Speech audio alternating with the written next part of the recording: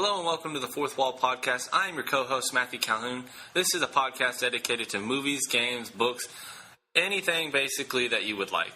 Please check us out at our website at www.thefourthwall.co, where you find out more about us and just anything in general about movies and games and stuff like that. And please enjoy the podcast. Are you not entertained? Great Scott. You're a wizard, Harry. Force is strong in this world. This is Peppy. All barrel roll. Try a barrel roll. I am the Super Saiyan Son Goku! It's me, Mario. Stop, would you kindly? Hello and welcome to the Fourth Wall Podcast. I am your host, Matthew Calhoun. Along beside me is Matthew Parker. Sup? And today we're going to do a review about Mission Impossible 5, Rogue Nation. And there'll be some music that I played. Yeah, so our review of this is coming out of a very weird movie-going experience. Weird. I would have to say, we talked about it a little bit on the way home, but I would have to think that I don't know if I've ever been in a theater, except for that one time that we went to go see Moses, and I've been either like this weirded out by people. So, if you want to tell your story first, you can go ahead. Okay. I was almost caught in the crosshairs of a fight. And Yeah, so our review of this is coming out of a very weird movie-going experience. weird. I would have to say, we talked about it a little bit on the way home, but I would have to think that I don't know if I've ever been in a theater, except for that one time that we went to go see Moses, and I've been either like this weirded out by people. So, if you want to tell your story first, you can go ahead. Okay. I was almost caught in the crosshairs of a fight. And Matt almost started a fight. That's true. So, this woman, okay, it's in the opening credits, which, by the way, there's like 2 minutes worth of that. Opening credits, and this woman is checking a text or something, and this guy sitting a couple of seats behind her, he leans forward, and he says, "Could you turn your phone off, please?" And apparently, like, he touched her head, or he hit her, in her words. Yeah. And, so I'm like, dude, calm down. It's the opening credits. You're not going to miss anything. Yeah. But it was, and she got mad, and she called him a couple of choice words. Choice words being a bad word. A donkey. A donkey. If you know what I'm saying. And, so she called him that several times. And then after the movie, she was still upset about it. So she went up and like pulled on his sleeve and says, "You really shouldn't hit people in the head like that, you donkey." So I almost got hit. You almost had to do your youth pastor ministerial duties and break up a fight between two youngsters. A rather large middle-aged woman and a tall older gentleman. No, and so we're both from the Bryan College Station area here in Texas. So I guess I don't know what it is about Texas that makes us a little bit so much confrontational sometimes, but it does. So to conclude my story, now me and Matt are sitting there beside each other. Which, by the way, we're both named Matt. If you didn't catch that, Matt and Matt. It's pretty awesome. But we should make that a thing. We should make that a thing if it's not already. So I'm sitting beside this couple, and I don't know. They may have been Korean. They may have been Chinese, Japanese. I'm not exactly for sure. That's racist. That may be racist. I'm sorry if it is. But so we're sitting there throughout the movie, and these people will not stop talking. And I know, like, universally across the board, like culturally speaking, that has to be, like, in some way, somehow, like, a little rude, even whatever culture they came from, which is, I'm not trying to be insensitive, I'm just saying, like, be polite, you know?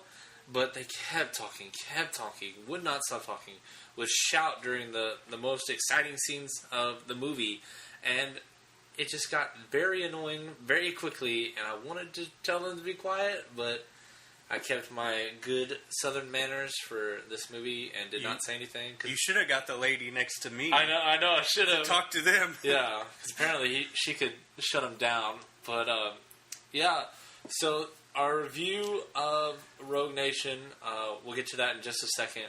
There was a couple of commercials, though, beforehand I wanted to talk about. Now, we've both seen the Batman vs. Superman trailer, and both really like it, both very interested.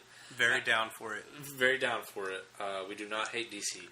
That being said, I also have to say that watching it on the IMAX, and I didn't get to tell you this while on our way home, but watching it on the IMAX was just kind of like I kind of got a glimpse of what it could kind of look like seeing it. Oh yeah, I've seen it on YouTube, but on the big screen, it's just that much more exciting. Yeah, and not only that, it just like looks epic. Oh yeah. It even got me, like, I'm already hyped, but it definitely got me even more because I'm like, that battle scene, if I were to see that in IMAX, which we saw Rogue Nation here in IMAX, which we only did because of the time slot, but so that there was a miscommunication. There was definitely a miscommunication. But anyways, but it was good. It was good. It's worth seeing on IMAX. Yeah. I would say. But yeah, the Batman vs. Superman looks really good. And then you had a point about Lex Luthor, which is, I think, pretty much our only concern about this movie, really. Yeah. I had a lot of concerns going in. I wasn't super excited from Man of Steel 1. Yeah. There's a lot of plot holes, but I think that even just based off the trailer, they've covered those. Yeah. Like they I think even goes back to redeem what happened in Man of Steel 1. Yeah. The only thing I see is like Jesse Eisenberg. He's a good actor, but he's Jesse Eisenberg in this movie, full on. Like, he has one of the greatest opportunities handed to him of this generation, of all generations, to be Lex Luthor in the movie. The first time Batman and Superman have been in a movie together, and he is Lex Luthor. Uh-huh. The guy pulling the strings. The greatest mastermind villain in the Superman universe. Yeah. And it's like I'm watching Mark Zuckerberg from The Social Network. The Social Network. No, yeah. Just, the red capes are coming. The red... I'm just like, I'm sorry, Mark Zuckerberg. Can you please stop? We should just... I even said this to you in the theater. Like, I would not have known... If I didn't already know he was signed on to play Lex Luthor, I would not have known what character that was. Well, he doesn't even look like him. Yeah, all you see in the trailer is LexCorp, which I'm sure in the movie they'll say, it's Lex Luthor. But if you were watching from the outside and didn't know any information about comics or anything like that, or just were of the general populace a little bit, you would not know that was Lex Luthor, and there's no, any hints to it. Well, they showed that picture of him bald, and he has hair now. Yeah. Down to his chin. I guess they're gonna shave it off sometime. Maybe what'll really make me mad is if they cut it off at the very end of the movie, teasing that he's gonna be in future installments. Which I think it'll be better if they just go ahead and cut it off halfway through, or even the first fourth of the movie. Other than him, though, the movie, I'm super excited for it. Yeah, I'm super excited for Ben Affleck, and the scene, especially on the IMAX, where Superman stands on the Batmobile and just rips the door right off, and Batman just stands up, and he's like, "Do you bleed?" I'm super excited to see how that scene's going to play out. Oh, it's going to be epic. I definitely have to see it in IMAX. Anything else there in the previews that we... Guy Ritchie's coming out with a movie, A Man from U.N.C.L.E., which was announced here a couple weeks back, I think. Yeah. And then they had the Transporter commercial, which looks good. I just didn't know it was a franchise that we are, in fact, rebooting. Apparently they're rebooting the Transporter, or starting over. Maybe he gets an origin story, which like an Ant-Man origin story. I could definitely hang with that. I would pay his money to see an Ant-Man transporter origin story. But how did we get on Ant-Man? that was the last movie I saw, other than before this one. But so it did look pretty good, pretty action packed. There was a scene that still sticks in my mind where they're in a roundabout or something. Yeah. And he just drives in a circle and he drifts around and he hits all the nozzles on the fire hydrants. Uh-huh. And all of them like are shooting water so that these guys on motorcycles can't. That was just awesome. Yeah, no, that was cool. That was. It doesn't make any sense, but it looks good. I don't know if it's physically possible, but couldn't hurt. I mean, it was awesome though. Yeah, it was super cool. But yeah, let's go ahead and dive in here to this review of Rogue Nation. So, Matt, what are your thoughts on the actual Mission Impossible franchise now? Cinematic universe that it is. The cinematic universe. I think one of the most brilliant things they've done is bring in Simon Pegg. Yeah. He is a breath of fresh air in the seriousness of it all, and he's there to. He's saying what the audience is thinking. Yeah, and he's hilarious in this movie. And Simon Pegg has done things from. Now that I want to pull up everything about him, I went Shaun of the Dead. Shaun of the Dead, Hot Fuzz. Yeah. He just did one that was. He was in Star Trek too. Yeah. He was Scotty. Yeah, I caught the last. That was epic. Yeah, I caught the last end of it, but at the World's End where they're trying to get to that bar and drink, that was actually pretty funny there. So if you don't know the cast, Tom Cruise, Rebecca Ferguson, Jeremy Renner, Simon Pegg, Ving Rhames, Sean Harris, Simon McBurney, and that's pretty much the big players that you need to know. And of course, Alec Baldwin. Oh, he was pretty good. When I saw his name flash up, I was like, really? Every time I see like Alec Baldwin in something, I always think of Team America: World Police, where they always talk about how he's like Alec Baldwin like that, and I can't help but do it. The same thing with Matt Damon. Yeah.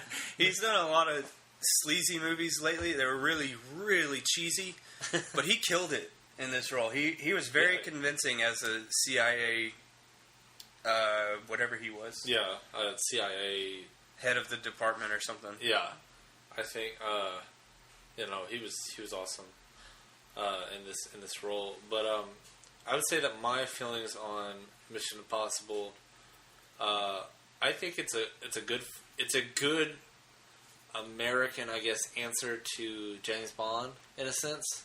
Probably the one we didn't need this answer, but now that we have it, I do enjoy it. And that'd be a good crossover. Yeah, a good crossover.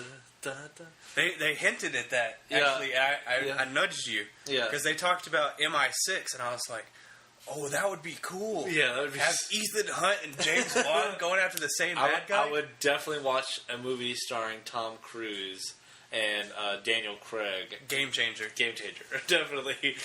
But, watch that all day. Watch that all day. That would be an appropriate 6-hour movie to go watch if it was good enough. But it would be. Yes. No. So I like the Mission Impossible franchise. My favorite one personally. I know a lot of people like Ghost Protocol, which is the fourth one. My favorite is actually the third one, which is directed by J.J. Abrams. Mission Impossible 3, and that opening scene with Philip Seymour Hoffman. Whew. Awesome. I love it. I love everything about it. No, my honest opinion of Mission Impossible is it just keeps getting better. Yeah. It almost didn't with the second one. Yeah. Which I don't think all the hate it gets is fair.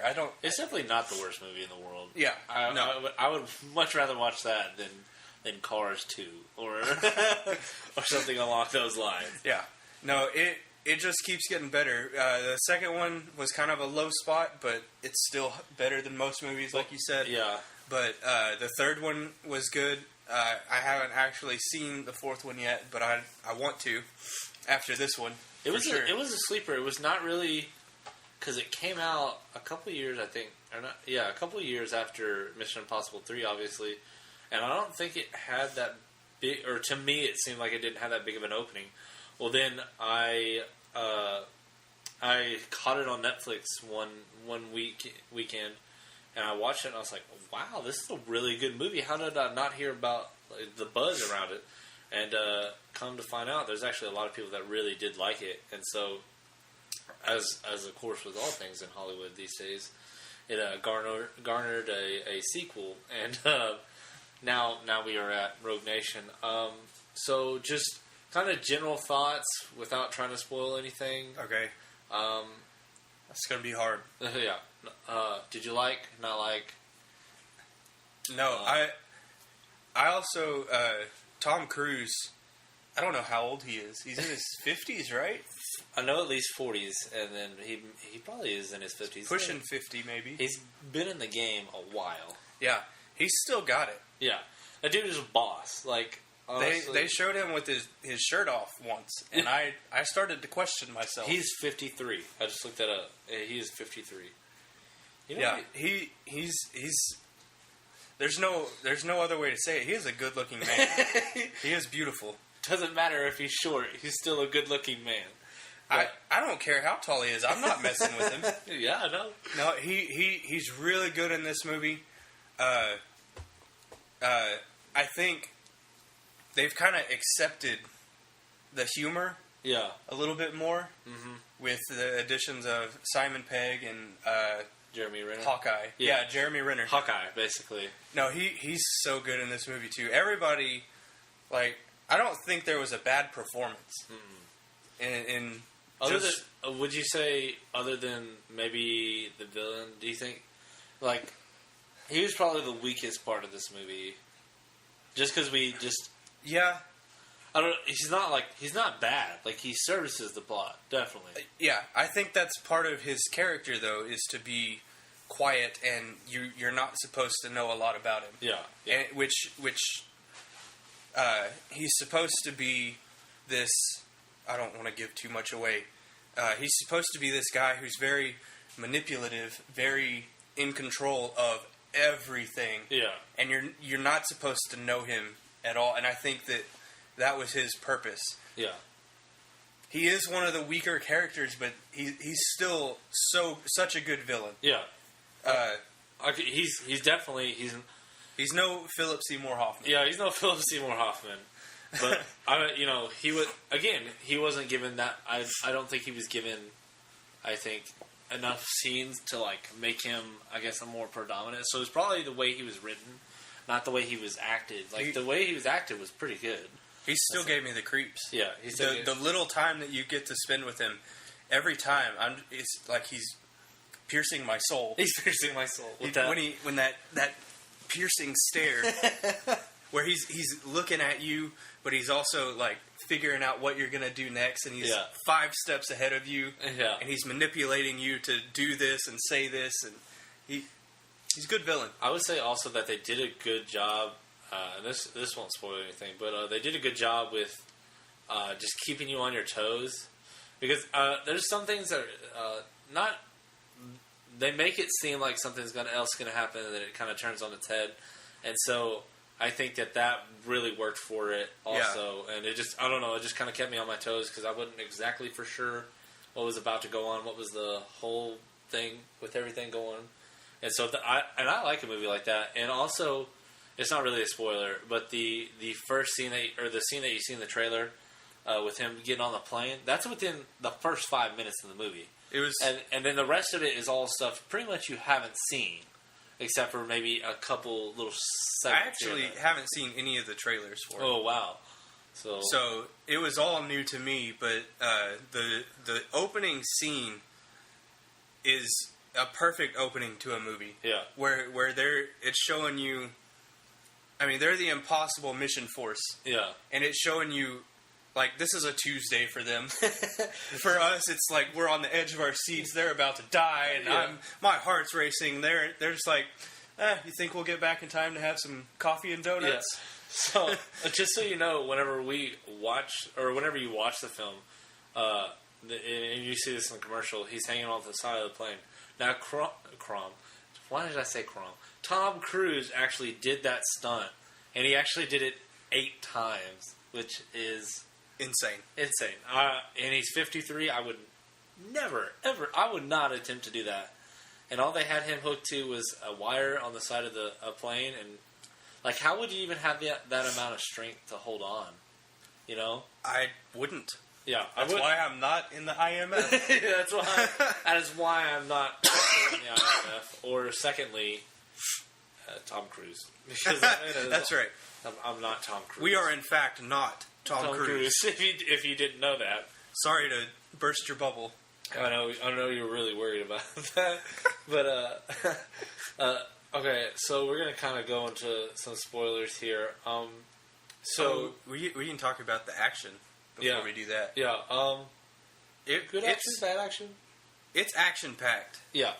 And it's, like, you know how some movies have, like, some action is just there for the spectacle of it, but there's no plot other than it just, like, they just want a pretty picture. Yeah.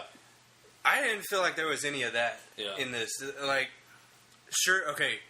The one, I know what you're talking about, what you're about to bring up, is that motorcycle chase? Yes. Yeah, that was probably the one thing that I was just like, or I remember because we were sitting there in the theater and you just, like, turned over to me and you were like, okay, so what did that do exactly? Okay, it's a great chase scene as far as chase scenes go. Yeah.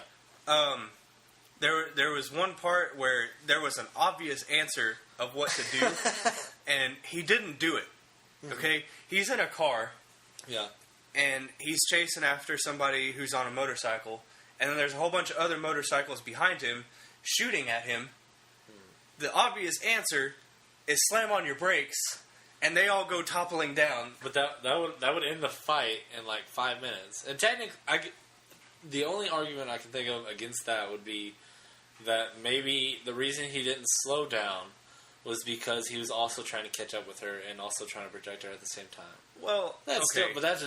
I still agree with you. Like, okay, but then he's always, it'll show how far away they are, and then like in the next few seconds, he is right behind them. Yeah. So he shouldn't be that worried about not catching her.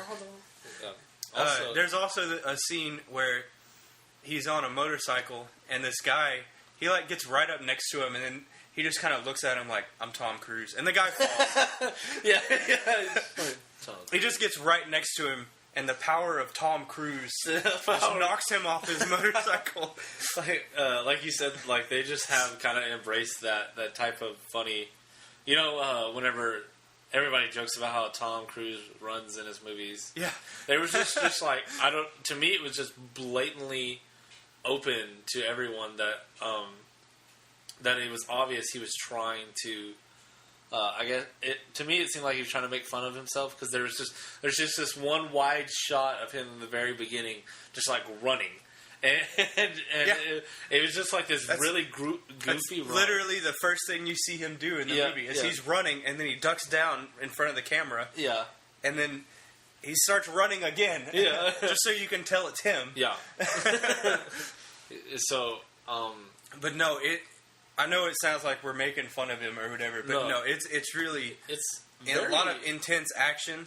Very exhilarating, and also just fast paced, as you would expect with most of Mission Impossibles. But it was wonderful to watch. And the scene that you see in the commercial where he's strapped up somewhere, I don't want to give you spoilers just yet, but whenever he gets himself off the pole, you kind of see it in the commercials. That was freaking cool, and I will give it to Tom Cruise. That man is a man. Did he really do that? That's what I want to know, if he really actually did that stunt. Because I don't know if you can physically have the strength to do that. Alright, so to describe it, he's hooked up That's not a spoiler or anything. Yeah, he's hooked up to a pole, basically, and he's trying to get himself off. Well, he can't unlatch the key chain. His hands won't go close enough so that he can fit the key into the handcuffs. Yeah, and so he just like turns backward and just pushes his whole body with his hands up this pole While he's upside down. while he's upside down. It was the most ridiculous thing ever, and I don't know if I've ever seen it, but it was so cool. And if he did it like with just like no stunt work or anything like that or any wires, that's awesome. And that dude is a beast. I don't think it's possible. Did you see But it was cool. Yeah. It was borderline like really Tom Cruise. But it fit. Yeah. Did you see Edge of Tomorrow, or I think it's called I can't think of the name that it's called now, but it came out last year. It just like consistently I realized like the guy is pretty much like have been or is capable of just about doing almost any action that he wants, and I'm kind of a big fan of Tom Cruise. I know that you are a fan, but maybe not as big as me. And I would say that I'm not a huge fan, but I think I find him very entertaining. I like his movies. Yeah.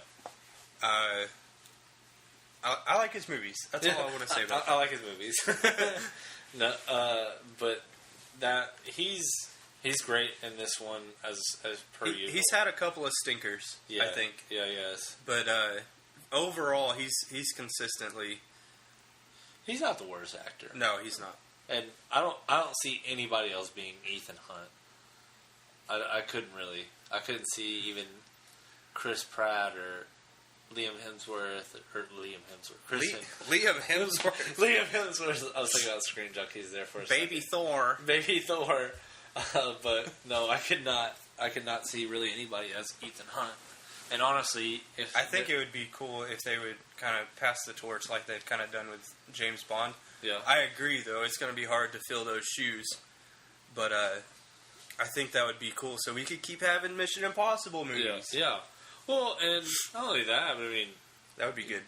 I mean, the British aren't the only one with spies. I mean, I think that Mission Impossible is different in its own right. Is that it will go with these new Bonds? They have been very kind of souped up in a sense, and they're kind of somewhat grounded in a reality somewhat, and they definitely seem a lot more plausible than in Mission Impossible movie.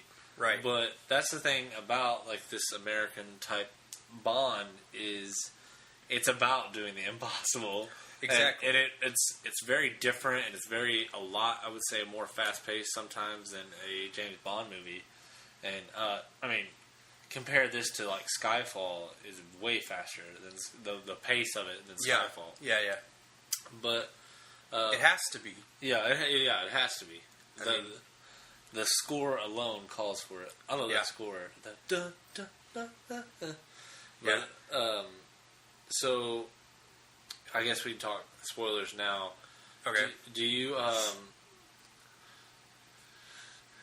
think that the jokes landed better to you than they did in the crowd? Because I found some parts pretty funny, and a lot of the crowd exactly didn't laugh. And I mean, and I'm kind of a harder person to get laugh, I guess you would say, but get to laugh.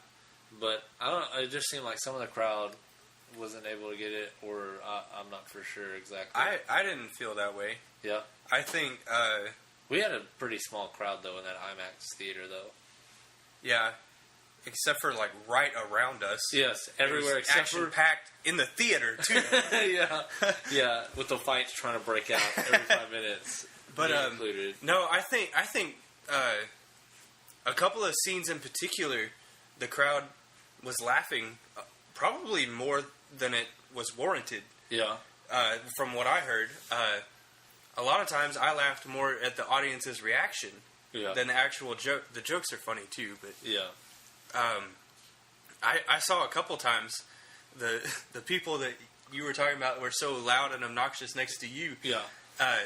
Their knees were bouncing and their feet were kicking. It was so annoying because like we would have this really intense scene, and people are flying everywhere, and I just hear this clapping on the knees and slapping. And I was like, guys, I understand you are excited, but you really do not have to do that. I promise you.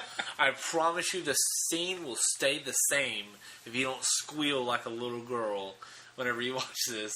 I don't know. I felt like squealing a couple of times. the underwater scene. Yeah, I was about to say. There's a scene which, if you think about it too much, you will find plot holes. Yeah. But it's a fun spy movie, and it's action-packed. So do yourself a favor, don't think about it.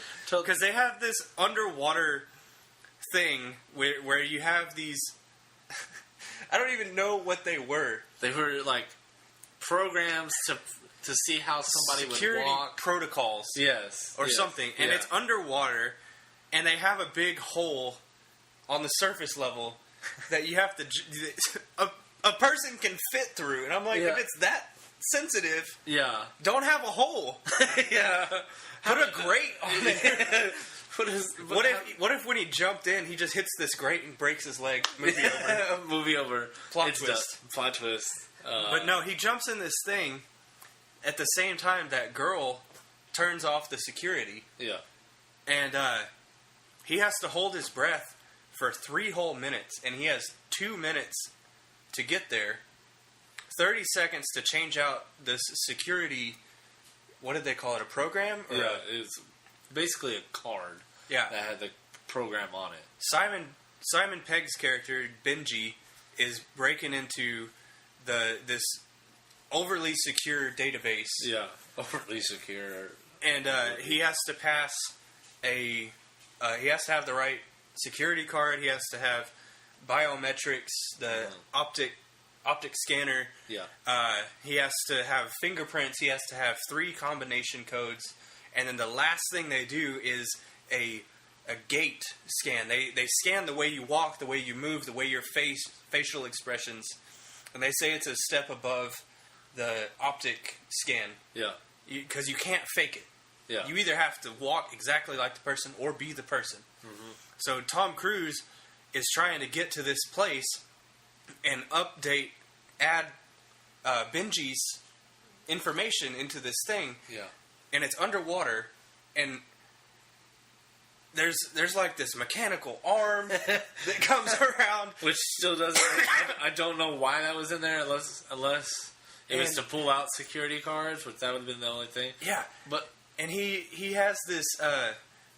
He has to get to a specific numbered thing, and he has to figure out how to open it and put the right card in. Then he gets hit by that arm. And the security stuff gets turned back on, so it's like this current, and it's whooshing around in circles. Yeah. It kind of reminded me of the Finding Nemo. Yeah. Yeah. No, I know exactly what you're talking about. So that was intense. Yeah. If you don't think too much about it, like also, why would they have that? Like right in the middle of that scene, I just had this thought, like, "Hey, this is all electronic."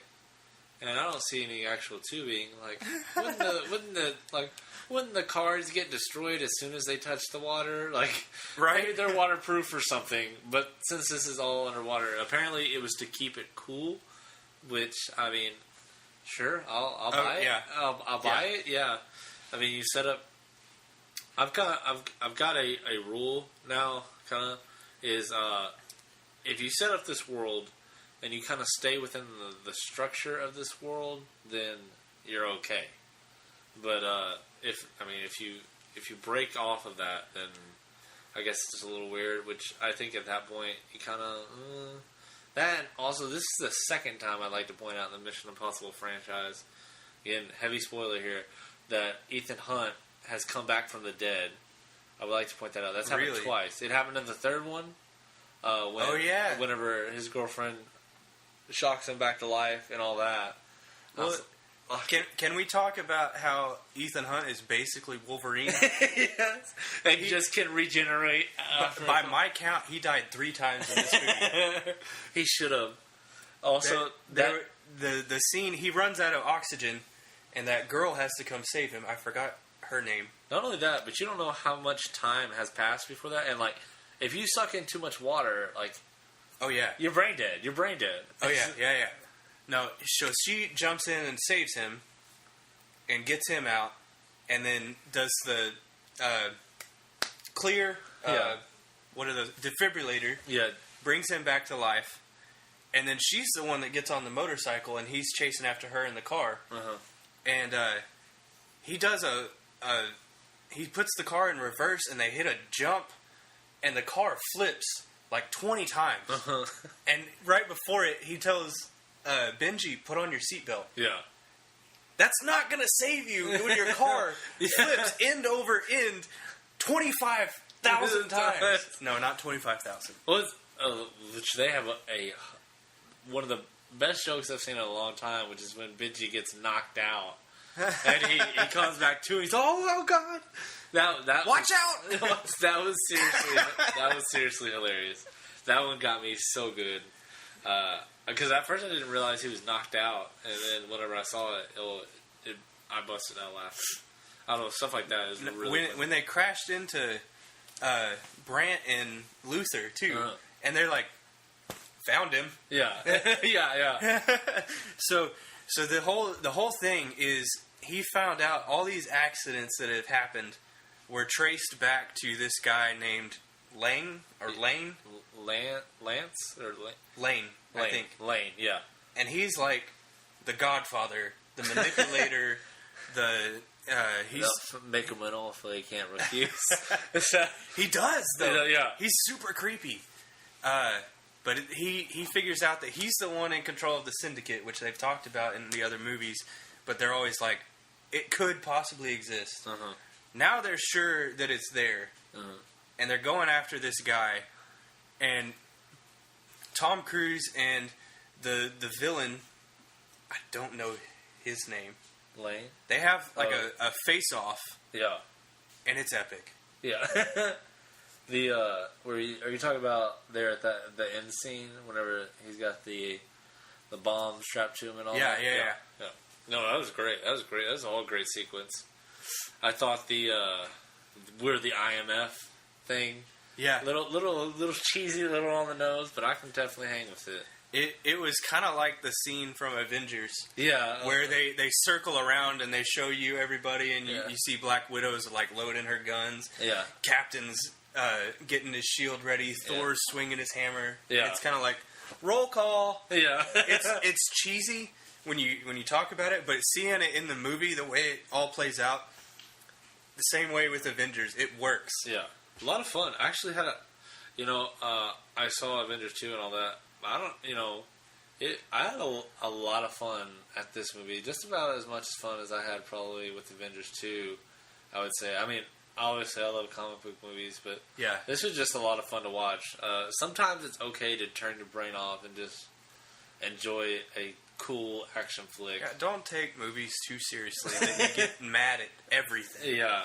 Unless there's necessary. Yeah. It's necessary sometimes. Unless it's Teenage Mutant Ninja Turtles. Oh, gosh. Or something along those lines. Talking to you, Megan Fox. Megan Fox and Will Arnett. Yeah.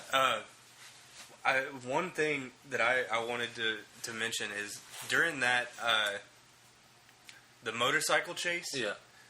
I was thinking like J.J. Abrams, take notes. I want to see a chase like that in Star Wars on speeder bikes. Make it happen, J.J. Make it happen. If you hear this, J.J., I want credit for that idea. It is technically Matt Parker's idea, but we'll let you use it. We'll let you use it for free, but now just a bit of credit. Just a bit of credit. Just or just let me be in the movie. Either way. And you can put me as the main character, but that's we'll hammer out the details later. Yeah, but no, that chase scene, it was like everything is gonna be all right, but at the same time you're like, how is he gonna do this? Yeah. How? Also, he should be dead. For the third time. The third time. He crashes the motorcycle. Yeah. To avoid hitting that girl, which we haven't talked about her yet. Yeah. We'll talk about her next. Yeah. He crashes the motorcycle and he again flips. That's 3 times within the 15 minutes Uh-huh. that he should have died. Oh yeah. Uh, The name of the woman is kind of hard to say. Ilsa? No, it's Lissa Faust. Lisa Faust. So yeah, no, she kicked so much butt. In yeah, this she movie. did. Well, I really liked her because I didn't know if they were going to do like a love interest thing, which they kind of somewhat did, but not really, because technically in this franchise in Ghost Protocol, like at the very end, he talks about how he had to protect his wife, so he had to leave her, right? Or he basically he just keeps watch over her. Yeah. So he was married in the third one. yeah, And then my understanding is she shows up at the end of the Ghost Protocol. yeah, she does. And they don't talk about her in this one, but he doesn't kiss this woman. yeah, or he doesn't try to make a move or anything. Which like that. I was glad yeah. for that. Yeah. Like, it's okay, Hollywood, to have a movie where the action hero doesn't end up with the girl. Yeah, it's okay. It'll be all right. Technically, and also Ghost Protocol kind of bucks the trend with that too. But basically saying, Yeah. I got to give up my wife, that way I can save everybody, and that's a proud thing to be, Yeah. the champion. No, from the moment she walked onto this set, she just commanded so much attention. Yeah, I haven't seen her in any other movies that I know of. I don't really know much of her. Maybe she's from TV or something. Or something, but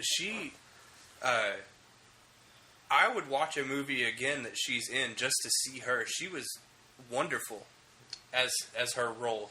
She plays, well, I don't really know exactly, but she's trying to infiltrate into the Syndicate Yeah, and get their secrets yeah, for the British government, right? yes, And I'm not going to spoil that part of it. You'll have to see that for yourself. yeah, But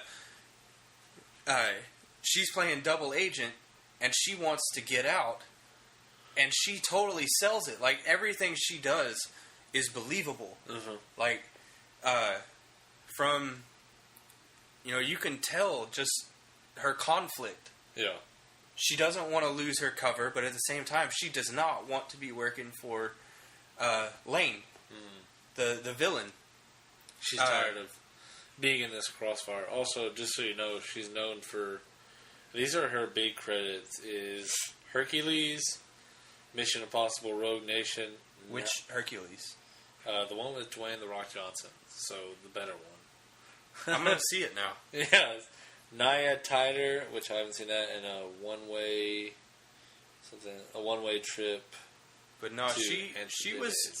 She's totally believable as a spy. And as someone who can run from trained operatives and outrun them and outmaneuver them and outfight them.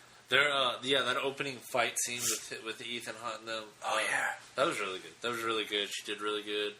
That whole leg on the head twist snap thing. She really She did that like 3 times. Yeah, and it was awesome every time she did Every it. time. Every time she did it, it was awesome. I'm excited to see what Mission Impossible has in store for us next time. I was reading an article. He's going to do another one. Sweet. Supposedly. Which, if they have the same cast, or if they bring in just somebody new along with the cast, I wouldn't mind seeing... Who would you like to see come in Mission Impossible? Off the top of your head. Hugh Jackman. Hugh Jackman? No. Honestly... I can't think of anybody.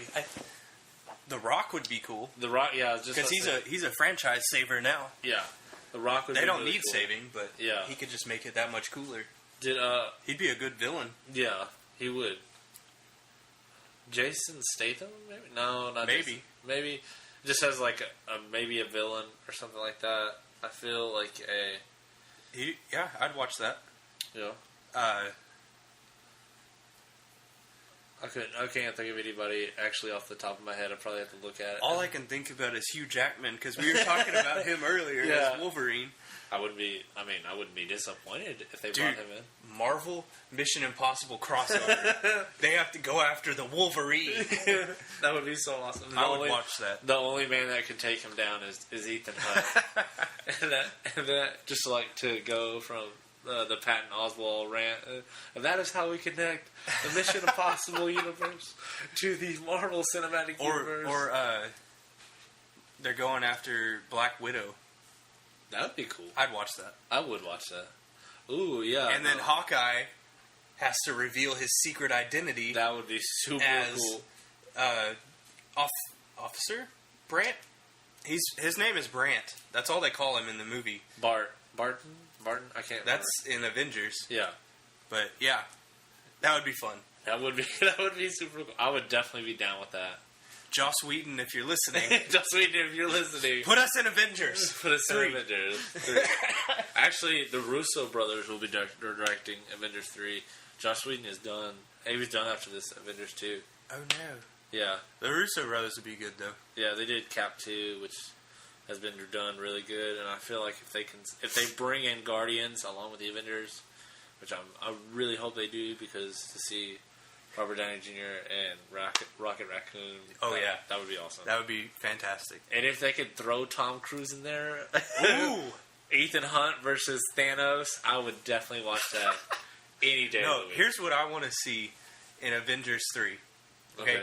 At some point, when the universe keeps expanding, I want to see Iron Man as Robert Downey Jr. and Benedict Cumberbatch as Doctor Strange in the same room, and they're going to be bickering and fighting back and forth, and somebody's going to say, "No crap, Sherlock," and they're both just going to look at him like, "What?" Oh yeah, that would be awesome. That's what I want to see. If that's in it and the rest of the movie is terrible, I'll still be happy.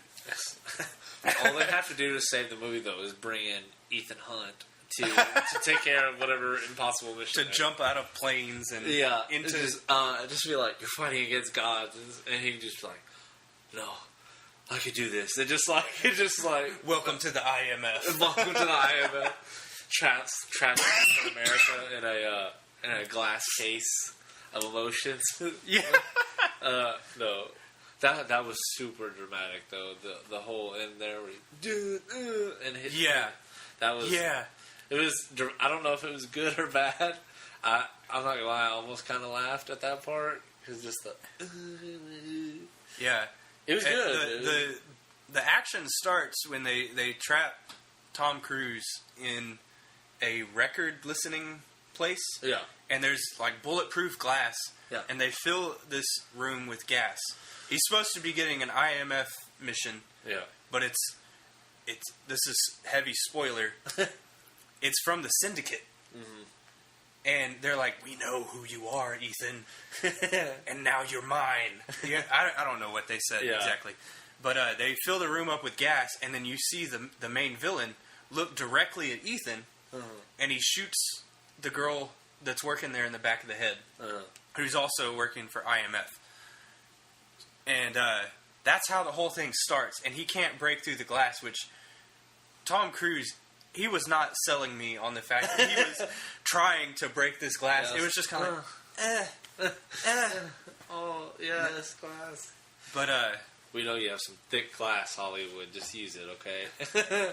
Let him beat on the window. It'll be okay. No, Well, yeah. So he gets knocked out, and then they tie him up to that pole we were talking about earlier. Yeah. And eventually he gets out. Yeah. But then the way the movie ends, again, heavy spoiler. If you don't want spoilers, why are you still listening? Yeah. But he tells the guy, like, I have all the information you want. Yeah. I memerized it, and then I deleted it. Mm-hmm. So if you want that information, you've got to keep me alive. And if you want to keep me alive, you got to let my friends go. Uh-huh. And that's basically how that scene. I'm totally paraphrasing it. And Yeah. It's way better than the way it sounds. I'm way soft serving it. Yeah. It's amazing the way that it was good. Just watch it. Just watch it. Go see the movie. Go see the movie if you have. But he tells him, "I've got what you want, and then if you want it, we're gonna have to talk face to face." And so the main villain like chases him down, and he's trying to shoot him for some reason. Yeah. That was weird. Yeah. Anyways, I thought he was just like trying to gut shot him or something like that, maybe. which still doesn't exactly make sense because you could definitely miss and hit him right in the head. Yeah. Or maybe he's just trying to get his attention or something. Yeah. Who knows? But anyways, he falls down this hole, like on purpose, I think. And he's laying there, and the guy has him at gunpoint, and he says, "This is what you wanted, Ethan, a face to face." And then Luther, Benji, Brant, and was there another one? The girl. And the girl, Yeah. Ilsa, Lisa. Ilsa. I think. Yeah, because I thought they were saying Elsa. Yeah. But That'd have been awesome. no, it wouldn't. We don't need another Elsa. We don't. Anyways, they all push this glass container of the same kind of bulletproof glass all around him and airtight him in this thing. And they fill it up with that same gas. And that's the moment we're talking about where Ethan says, "Meet the IMF." Yeah, and all that jazz. And he tries to shoot each one of them in the face.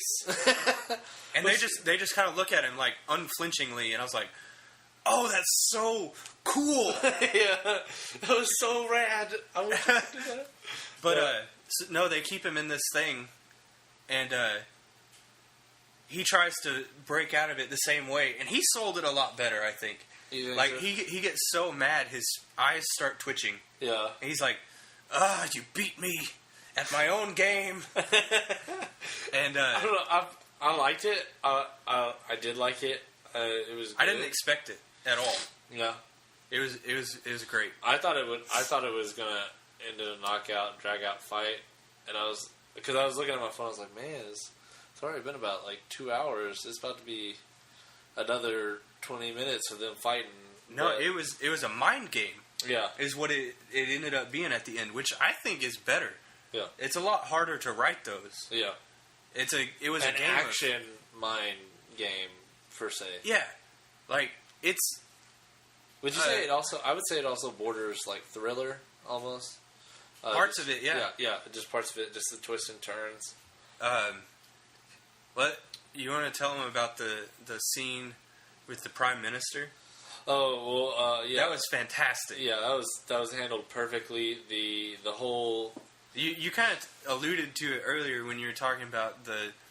I think this is what you were talking about, where you're not sure which way they're going. Yeah, just on that scene where that's the part because it's set up to make it look like I'm just gonna call it Hawkeye is trying to sell his friends out and Brant is trying to sell his friends out and it comes back and he basically it's this whole scheme to prove that they were right, that Ethan Hunt was right all along, and that the syndicate is in fact real. And so, Yeah. Alec Baldwin's character plays he's the CIA chief. chief. I don't know. basically. I don't know how that works. Head of CIA.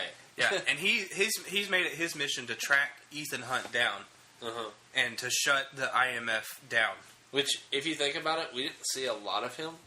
Like we saw him at the first part, and then him at the kind of the end there. Like Little scenes every now and then. Yeah, there's definitely like a lull like halfway through, But he did good. yeah, he did great, and I really liked him. Better than I expected when I saw his name flash across the screen. Which is good. So he makes it seem like he's turning Ethan in behind Ethan and Luther's back, Uh-huh. and he calls the CIA, and he's like, he's here, he's in London. Uh-huh.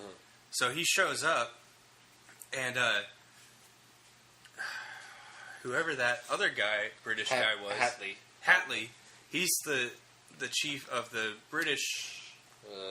MI or whatever British Secret Service. Secret Service. Yeah, and basically, he's high up in the police yeah, or secret forces. whatever it was. for the British. To be fair, we're only like an hour away out of this movie. Yeah. I'm sure if we saw it multiple times, we could tell you everything about all the names. But, anyways, but yeah, they have this whole switcheroo where it keeps you on the edge of your seat because you kind of think you know where it's going, but not really. And they just do it in a very clever way that makes it very just easy to understand. But they don't let you in on the plan. Yeah. And you don't know what's going on until the big reveal. Yeah. Which, I don't know if we should spoil that. No. We kind of already did, I guess. Yeah. Also, just real quickly... go see the movie, though. Yeah. It's amazing. It's pretty awesome. There's one thing I've noticed a lot in movies that have done. I've just seen it so many times now, is where they will talk about. I think it kind of started with Ocean's 11. I think is when it started. But they will talk about the plan, and it will show part of the plan, and then like once they get talking about the plans, they'll be in the middle of doing the heist. You know what I'm talking about? Like, It'll cut back to that. Well, with this, it did not do that at all. You think it's going to go that way, but it did not do that at all. And I actually have to give the props movie for that because I thought that was kind of a twist itself. Yeah. Whatever. When I first saw that the British police guy, Hatley, I said to myself, "Bet you that's Ethan Hunt." And I was joking. I didn't tell you. Yeah. I should have because you don't believe me. Now you would have been right. That's the thing. But like I was like, I bet that's Ethan Hunt, and I chuckled to myself because I was like, there's no way that they would have the cojones to pull that off. Yeah. But they need the Prime Minister's voice, fingerprints, and optical scan, retina scan. Yeah. So, I don't know what it's called. And that whole scene is hilarious, and it's a big twist, and it was very, very well done, like you said. Yeah, very, very kind of just well polished, and I don't know. So it's a lot smarter for a Mission Impossible movie than I thought it would be, and I really enjoyed it. What would you give it on just a grade scale from 1 to 10?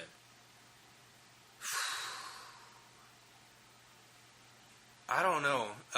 And after just seeing it tonight, and it being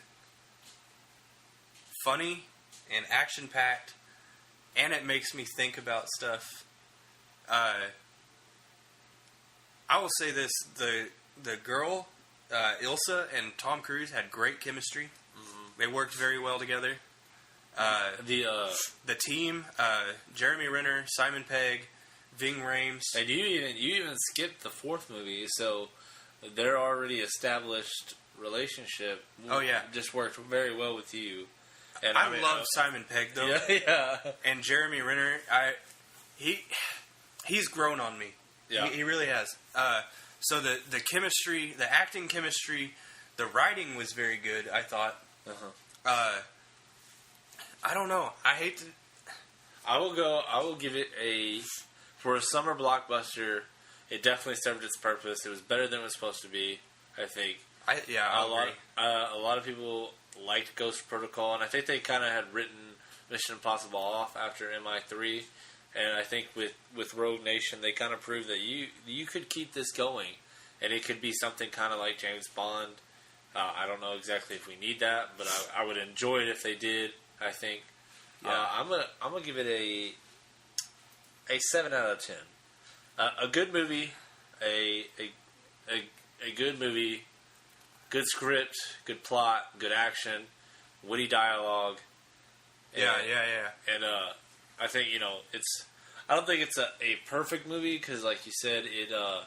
There's certain scenes that are kind of like just dumb fun. Yeah. But the rest, I think, which we already talked about those, but the rest I think was very smart fun. Mm-hmm. Like it's a really good spy movie. Yeah, it's just a fun spy movie. I'm gonna probably give it a little higher than what you did. Yeah. I didn't have very high expectations coming into this. Mm-hmm. I was expecting to give it like a 6, maybe a really 5.5. Yeah. But I think I'm gonna give it an 8. That's good. Yeah, no, that's fine. Because for me, it hit all the right marks. Like, the writing was good, the acting was good, the parts that were supposed to be funny were funny. The action was really good. Some of it was, if you think about it too much, I mean, it'll be dumb. if you think about it too much, it'll be dumb. Yeah. But it made sense in the universe that they've created. Yeah.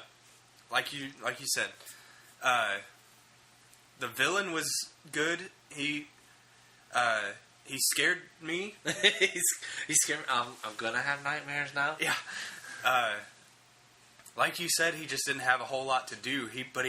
When he was on screen, he made it work. He had a commanding presence. Yeah, he made it work. He was very creepy and quiet and calculating and manipulative, which I think a good villain should be. Yeah. The only thing I think they could have done better is he had a weird accent. Yeah. It almost made me laugh. Yeah. Whenever he talked. When he was just standing there staring at you, yeah, scary. Yeah. But when he started talking, he sounded like a Looney Tunes character. He sounded like, what's his name off of Who Framed Roger Rabbit? The bad guy off of there when he starts turning into a tune.